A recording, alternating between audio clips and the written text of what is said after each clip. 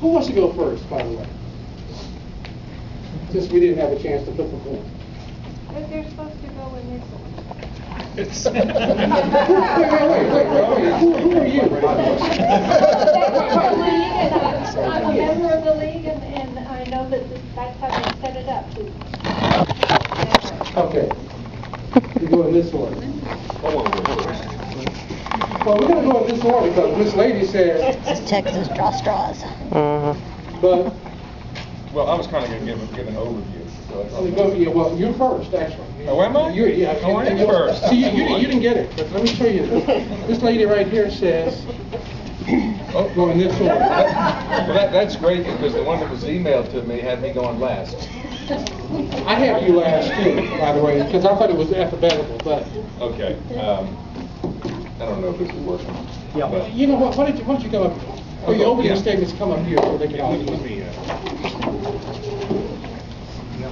Can we turn the volume up? You can tell her. Can we go? No, that's okay. Can you hear You it? can tell me really. I see about the volume. I don't know where it is. Whose is this?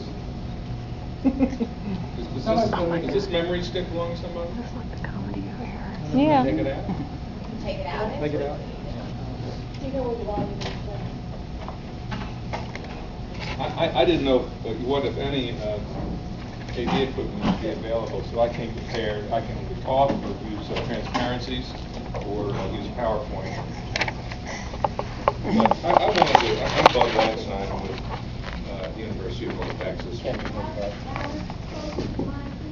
Well, I'm close to the mic, but I'm not sure it's on. No. It's on, but. It is?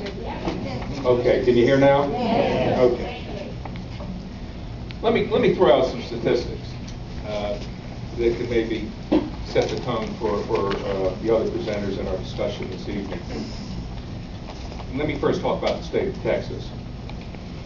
For the past 15 years, Texas has received twice as many immigrants from other countries as it has from other states.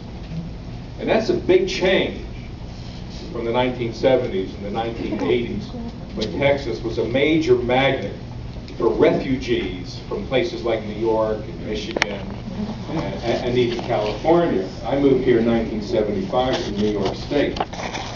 And as I was sitting here this evening, I remembered going to a seminar or a forum very similar to this, and I think it was 1976. Indeed, it may have been a League of Women Voters forum. And the topic was immigration. And the focus was on all the Yankees who were moving to Texas and how that was going to change the culture and the politics of this state. And there are a lot of similarities in today's debate about the latest wave of immigrants to what was happening 30 years ago when about 5 million Northeasterners and Westerners moved to Texas. But that has changed. There are very few people moving to Texas from other states now on a net basis, obviously. There are always a lot of people moving in, a lot of people moving out. But the big change since 1990 is that most of the migration into Texas is coming from abroad as opposed to from other parts of the United States. So in the last 15 years, we had twice as many migrants from other countries as we did from other states. And those migrants are coming primarily from Mexico and Central America. What does Texas look like today? We've got about 23 million people in the state. And as of 2005, Anglos, sometimes called non-Hispanic whites, became a minority. As of 2005, Anglos constituted 49% of the state's population. And in 2005, Hispanics accounted for 35% of the state's population. 11% of the state's population is African American, with the balance Asian, Native American, and other.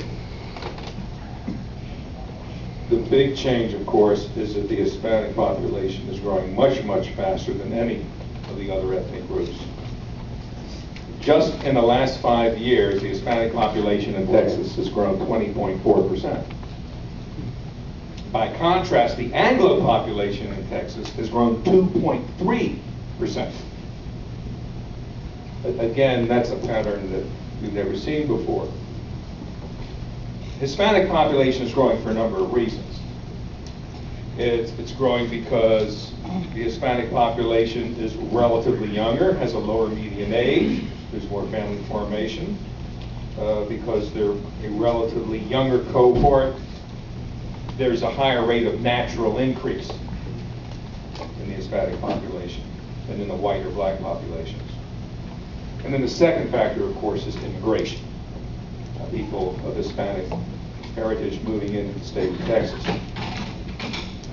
Now, as we know, some of this immigration is legal, and some of it is unauthorized, which is, I think, a politer way to refer to illegal immigration. Nobody really knows how many unauthorized residents there are in the United States or in the state of Texas. There is a group, some of you may be familiar with, called the Pew Hispanic Center. They do a lot of research on Hispanic issues. And they estimate that there are about 1.5 million unauthorized migrants in Texas. And probably 75 to 80% of the unauthorized migrants in Texas are Hispanic. If you work the numbers and you buy the 1.5 million, about 19% of Texas Hispanic population is unauthorized. That's the top part. What about Tarrant County? Oh.